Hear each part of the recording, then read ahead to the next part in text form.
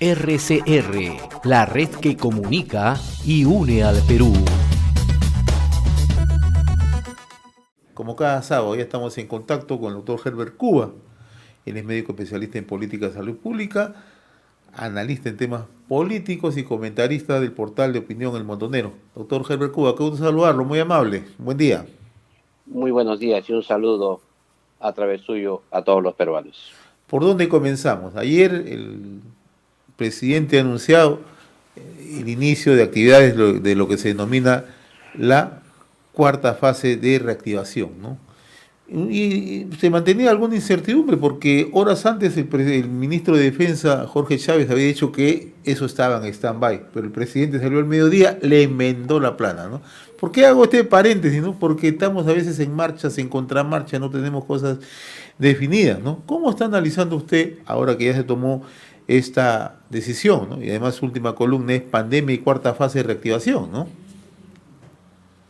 Yo creo que el daño que hace el gobierno es en tener opiniones así diferentes.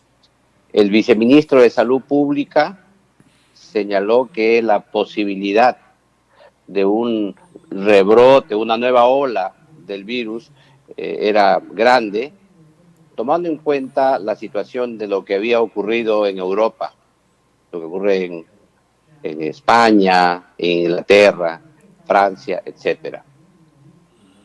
Sin embargo, esa opinión, que no tiene un sustento técnico debido a que no se ha analizado en modo correcto la situación del país, le dio un mensaje que fue luego reiterado por el ministro de Defensa. Sin embargo, los análisis que uno hace más al detalle, uno se va a dar cuenta que la realidad del Perú es distinta. Vamos a suponer el caso de Iquitos. Como todos sabemos, en Iquitos, según el segundo estudio de cero prevalencia, ya casi más del 70% ha tenido contacto con el virus. Ahí hay una discusión muy técnica en saber si este 70% que ha tenido contacto con el virus tiene o no anticuerpos neutralizantes del virus. En consecuencia, ahí se necesitaría un estudio adicional. Sin embargo, la cifra del 70% hace que una nueva ola sea imposible. En el caso de Lima, el estudio de julio señaló que el 25% de la población de Lima ya tenía el contacto con el virus. Pero ahora estamos en septiembre. Se prevé que estamos en más del 50% de la población que ya tuvo contacto con el virus. En consecuencia, una segunda ola se reduce mucho más. En base a este tema, hay que agregar también otros aspectos. Nuestra población peruana tiene un promedio de población más joven que la europea.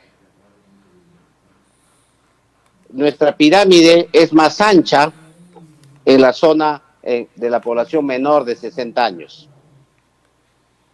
Por otro lado, también nuestra geografía es distinta y cada región ha tenido sus propias curvas. O sea que generalizar a una sola curva o una sola ola a nivel nacional es un error. Por ese motivo, hay que agregarle, además, que ya hay expertos que señalan que en el Perú se han sumado dos olas juntas, como un camello, una detrás de otra, o a veces paralelas. Esas ideas nos dan a comprender que la realidad de Perú es tan distinta y diferente que decir una segunda ola, en modo general, era por lo menos alarmista. No es posible copiar las experiencias europeas con la experiencia peruana. Entonces, El análisis del Perú debe ser propio, de acuerdo a nuestra propia realidad. Por otro lado, creo yo que ya tenemos una disminución constante de los contactos, de los contagiados y de los fallecidos. Eso es persistente. Por otro lado, la cuarta etapa de reactivación económica aumenta, es cierto, los niveles de concentración y aglomeración, que tiene que ser modulado en la implementación de la cuarta fase. Pero el Perú tiene una realidad paralela que nadie la ve, que el 70% de la población es informal, la población vive en general en hacinamiento, en condiciones de salubridad precarias y en situaciones de trabajo generalmente en la calle con aglomeraciones. ¿Eso qué significa en la práctica? Que esa condición que ha hecho que el Perú rápidamente se extienda la epidemia y que avancemos ya a una inmunidad de rebaño, ¿no es cierto? O una inmunidad comunitaria, hace precisamente que esa debilidad que hemos tenido en la expansión del virus no sea para nosotros una fortaleza en la posibilidad de que ocurra una segunda ola. En otras palabras, quiero decir, una ola grande, nacional, como es lo que se piensa, eso tiene muy pocas posibilidades de que se produzca. Lo que puede haber son temas locales que precisamente con la estrategia de focalización de los objetivos para luchar contra la pandemia se hace en modo adecuado. En esta circunstancia, entonces, nosotros necesitamos tener 4 cosas claras. Primero, necesitamos tener un sustento técnico adecuado y mayores estudios que debe darnos el Ministerio de Salud en la toma de decisiones. Además, creo que eso es sumamente importante para que la población y los empresarios y los pequeños y los informales tomen decisiones en su trabajo. El segundo tema es que tenemos que enfrentar la pandemia en el nivel comunitario. El error que se cometió al inicio, hoy día debe ser resarcido con mayor extremo. Es más, no hay forma de combatir la pandemia si no creamos un fortalecimiento de los establecimientos del primer nivel de atención, centros y puestos de salud, pero además una organización comunitaria poderosa y que trabajen con enfoque de riesgo, es decir, con los ejemplos concretos en la comunidad, creando conciencia colectiva. Y algo que escuché al presidente ayer que me dio bastante alegría, que es una frase que nosotros hemos acuñado desde aquí, desde este programa: la vigilancia comunitaria, el control comunitario.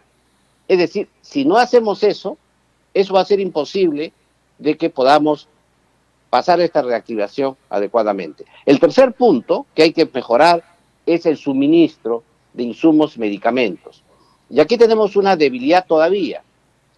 El hecho de que hayan caído los contagios y también el número de fallecidos no significa que ya debemos parar el equipamiento de los establecimientos de salud, la compra de medicamentos, insumos, porque para cualquier pequeño número de casos que suba en algún lugar, tener las respuestas adecuadas. Pero además, se tiene que abrir, así como se abre en la fase 4 de la reactivación, todos los ya componentes mayores, ya, igual tiene que reactivarse completamente las atenciones médicas de otras enfermedades que no son COVID. Pero ese proceso de reabrir esas actividades también requieren protocolos de cuidados para evitar el contagio dentro de los hospitales. El distanciamiento social, los cuidados que son más estrictos todavía ahí. Esa adecuación de los establecimientos de salud, tanto del primer nivel de atención como los hospitales, que se requiere un gran trabajo organizativo y de gestión por parte del Ministerio de Salud, y ese es el énfasis que debería darle en esta fase. Cuarto lugar, resolver el problema de los recursos humanos. ¿Por qué? Porque en esta fase, cuando tú ya abres las atenciones médicas a toda la población de otras enfermedades que no son COVID, te van a faltar recursos humanos. Porque ahí vas a necesitar atender cosas que no las atendías o que estaban embalsadas. Y al abrir ese espacio, necesitas tener a 100% la disponibilidad de médicos, de enfermeras, de obstetras y de otros profesionales y de técnicos de enfermería, e inclusive la parte administrativa, desde vigilantes. En consecuencia, ese tema de los recursos humanos es capital en esta fase. ¿Cuál es la parte negativa?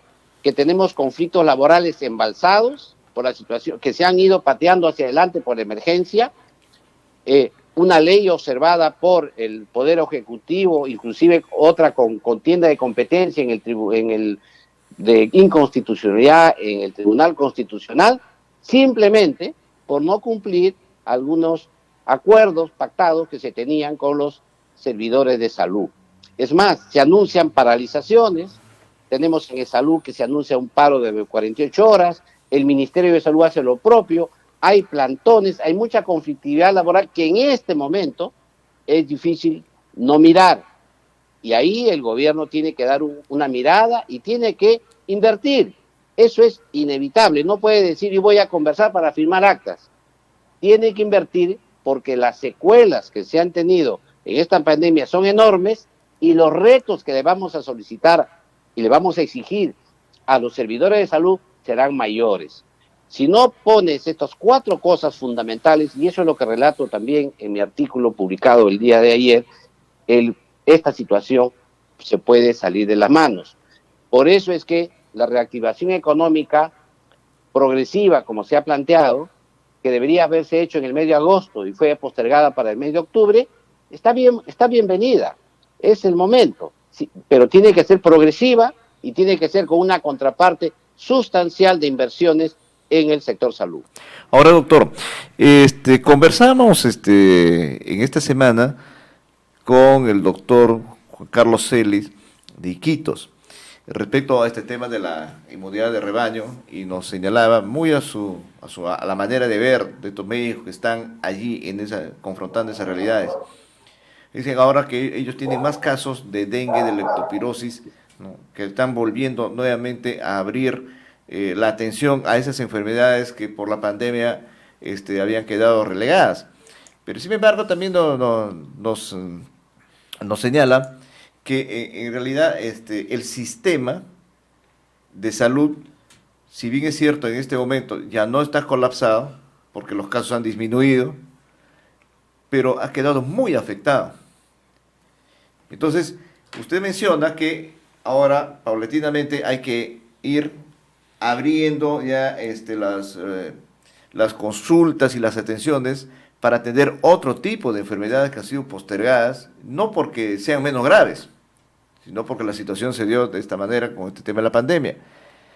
Si vemos esa necesidad, pero también a la vez recogemos lo que dicen los médicos que están viviendo la situación en sus lugares, en los lugares donde la pandemia ha golpeado tan fuerte, entonces nos damos cuenta que hay un sistema que ha quedado o más debilitado, o en la misma situación, o ha mejorado. ¿Cuál es su evaluación?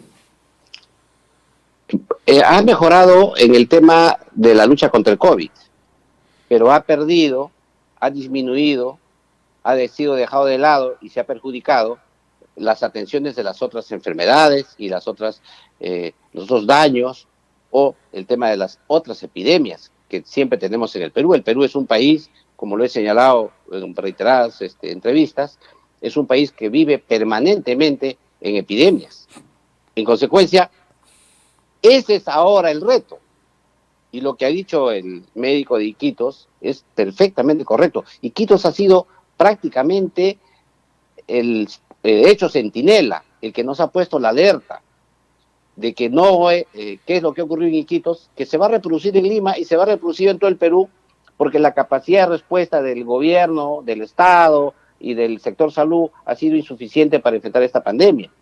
Europa ha controlado la pandemia con menos del 10% de infectados.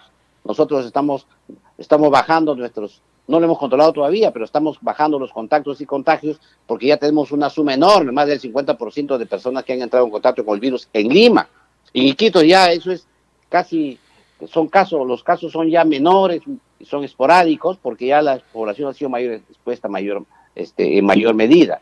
Por eso es que ahora se requiere reflotar, reconstruir el sistema de salud en el país. Y ahí requieres una enorme inversión.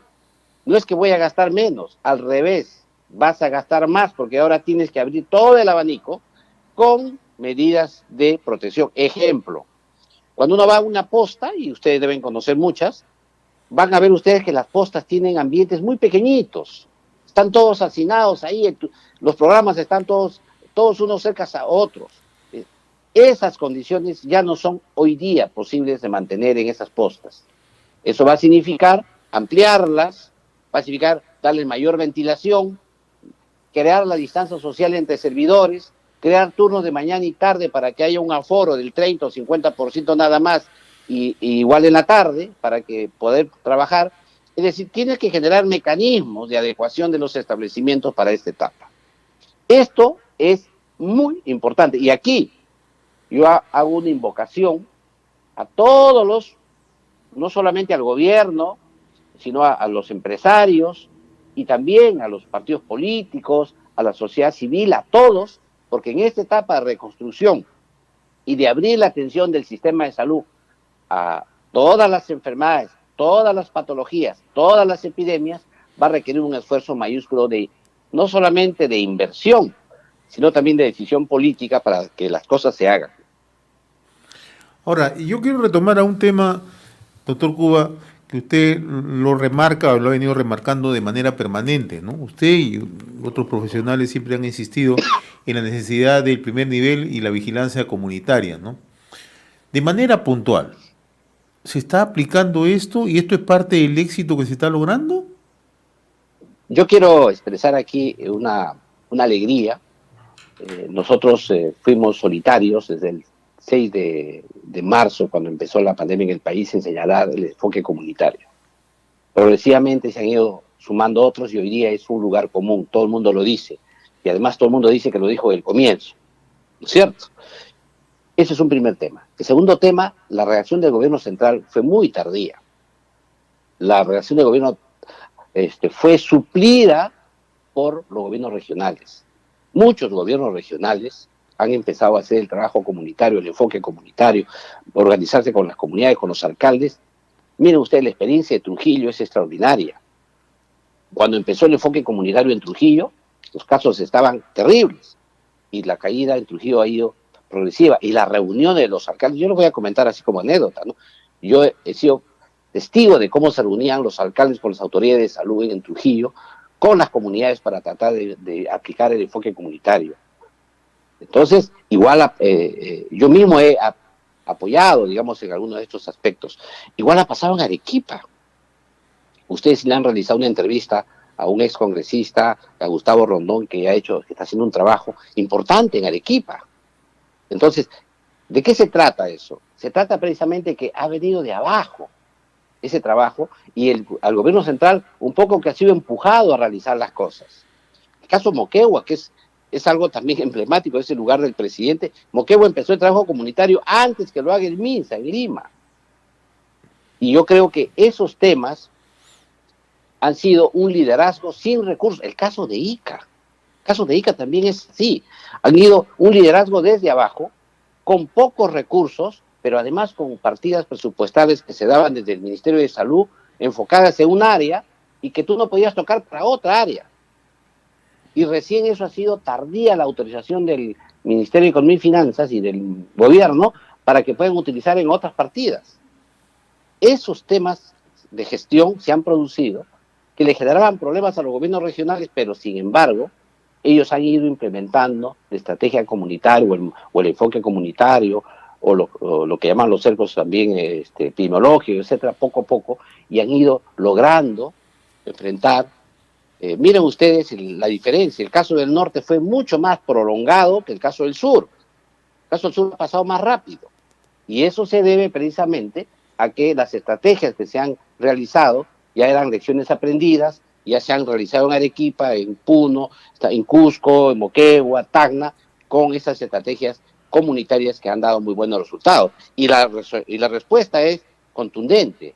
Más trabajo comunitario para darle sostenibilidad a la disminución de contagios y fallecidos en el país. Pero parecería que a muchos no les gusta el éxito o que se logre la tranquilidad en el país, ¿no?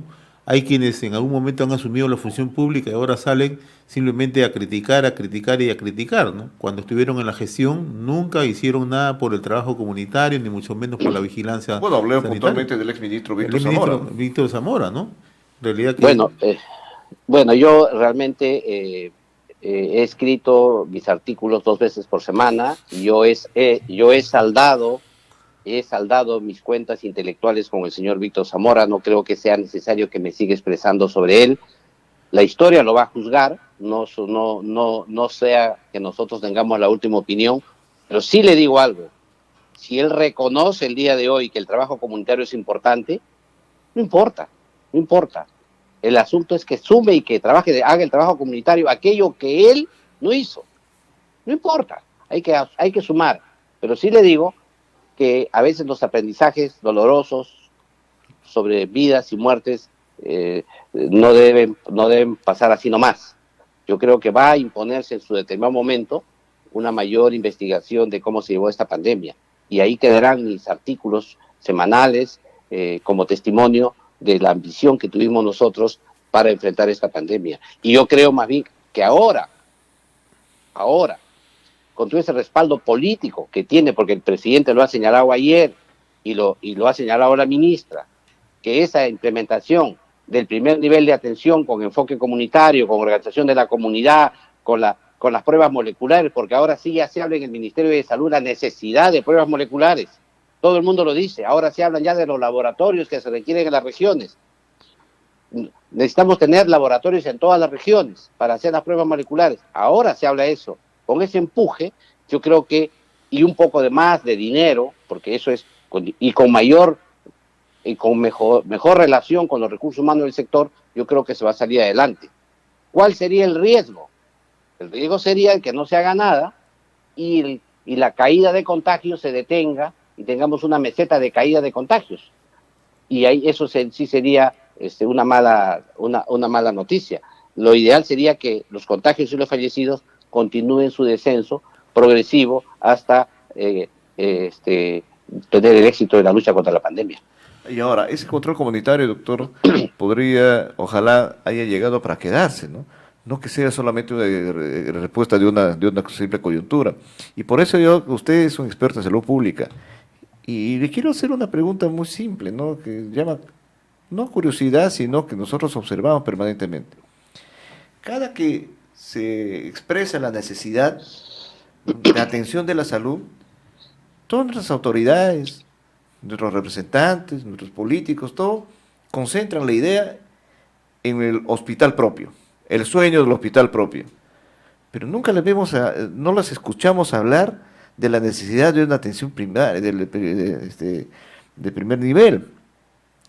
No las escuchamos hablar, necesitamos postas médicas en una ciudad poblada, grande, no queremos el hospital. Y por último, si puede ser posible, quisieran un hospital en cada barrio, ¿no? Desde el punto de vista de la salud pública, ¿cómo se puede enfocar ese tema y cómo cambiar esa forma de ver las cosas en el tema de salud? Mire, yo le voy a explicar algo. Se necesitan ambas cosas.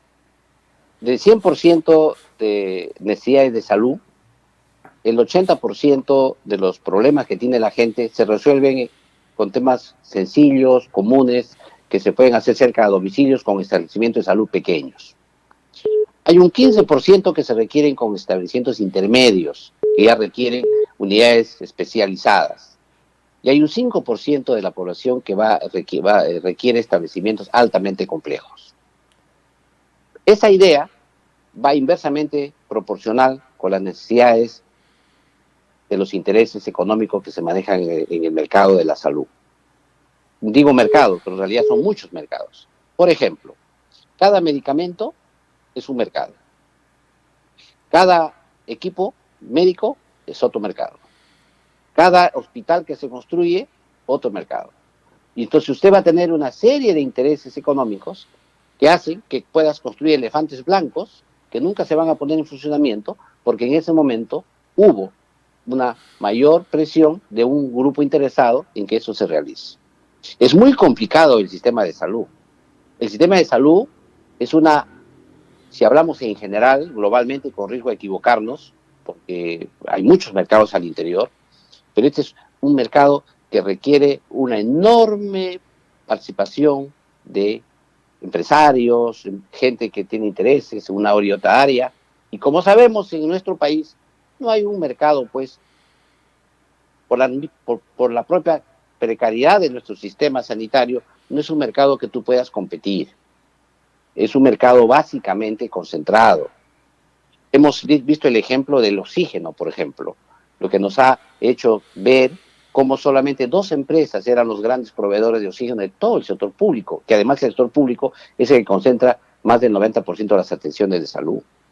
Entonces, esa primera mirada es importante. Pero si nosotros hiciéramos también un mapa, dónde están situados los establecimientos de salud, no solamente los grandes hospitales, sino también los centros de salud y los puestos de salud, vamos a ver que si ponemos el mapa de la pobreza y el mapa de dónde están situados, si los juntamos los dos, vamos a ver que estos hospitales y centros de salud están situados generalmente donde está la población más pudiente. Vamos a poner un ejemplo. En el gobierno del presidente Alan García, cuando estaba de ministro el doctor Oscar Ugarte, se construyó en Lima un gran hospital, que es bueno, es maravilloso el hospital. Nos ha costado más de $400 millones. Está el Hospital del Niño San Borja. Pero sin embargo, ya San Juan de Lurigancho tenía más de 1.200.000 habitantes. Sin embargo, ahí no se ha construido ningún hospital. Y hubiese sido muy importante en esta fase de la pandemia. Un hospital de las características inmensas de 400 millones también para San Juan de Lurigancho. La pregunta es, ¿qué sucede en esas inversiones? Igual sucede con los establecimientos de salud a nivel nacional. ¿Por qué? Porque lamentablemente todavía nuestra política no sigue una inversión con justicia, con equidad. Yo creo que esta pandemia nos ha puesto en evidencia también esas injusticias que hay y que esperamos que se haga. Pero el otro tema también puntual tiene que ver con los ciudadanos. La medicina preventiva es costosa. Es mucho más caro comer sano que comer chatarra. Es mucho más difícil hacer una medicina preventiva. Por eso es que, como es cara, la gente no lo hace. Por eso es que tiene que haber una promoción intensiva desde parte del gobierno y del Estado para que la población pueda hacer más medicina preventiva, más atención primaria. Por eso es que el trabajo comunitario es sumamente importante, precisamente por las tasas que tenemos nosotros de niveles educativos. De repente en países europeos la gente como que ya está más educada y ya puede hacer los temas de medicina preventiva ellos mismos. Pero en nuestras comunidades requerimos un trabajo adicional, precisamente por esas limitaciones. Necesitamos trabajo de información, de educación, de comunicación, viendo con los recursos que hay ahí, trabajando con interculturalidad, con sus derechos, con los temas de género. Tiene que trabajar ampliamente el tema para poder tener un impacto que tiene básicamente el desarrollo local, que es situación económica, social, cultural, que tienes que trabajar con la población para poder lograr ¿qué cosa? Cambios de estilo de vida saludables. Así es. Por eso el trabajo del enfoque comunitario en países como el nuestro es sumamente importante y la pandemia nos está dando la razón. Era la única posibilidad que hay. Ojo, los países que tienen mucho dinero no necesariamente tienen buenos sistemas de salud. Es el caso de Estados Unidos, que tiene todavía como 40 millones de ciudadanos que están al margen del sistema de salud. Otros países que tienen menos dinero, pero tienen mejores sistemas de salud. Eso depende de cómo se organiza el sistema, qué tan justo es el sistema y sobre todo cómo se trabaja en los determinantes económicos, sociales y culturales, que es lo que vamos a hablar con usted. El hecho de ser pobre no significa ser sucio. El hecho de ser pobre no significa ser ignorante. El hecho de ser pobre no significa no tomar las medidas de cuidado sanitario que el país requiere. Yo creo que esos requisitos son los que hay que trabajar. Muy bien, doctor Herbert Cuba, como cada sábado, muy agradecido por esta comunicación con RCR. Un fuerte abrazo, buen fin de semana, muy amable. RCR, la red que comunica y une al Perú.